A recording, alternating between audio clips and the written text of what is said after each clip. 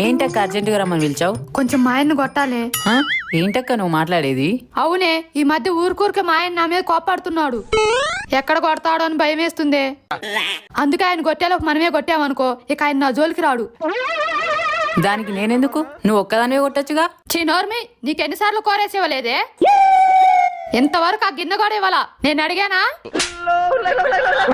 ఓ అర్థమైంది. ఇప్పుడు నేనేం చెయ్యాలి? మా ఆయన బయట నుండి రాగానే బెడ్డుపై పడుకుంటాడు. అప్పుడు ఆయన కాలు గట్టిగా పట్టుకో. ఆశీర్వాదం కోసం అక్క?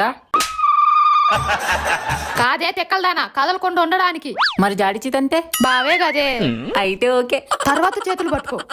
ఈ లోపు నేను 2 తగిలెత్తా. తర్వాత జుట్టు పట్టుకో. అదంతా నాకు తెలీదు. నాకేది దొరికితే పట్టుకుంటా. అంతా ఓకే. మన ఏం కొట్టేది ఎప్పుడు? నువ్వు కొట్టేదేంది? నా మొగుడిని నువ్వు కొట్టేదేంది?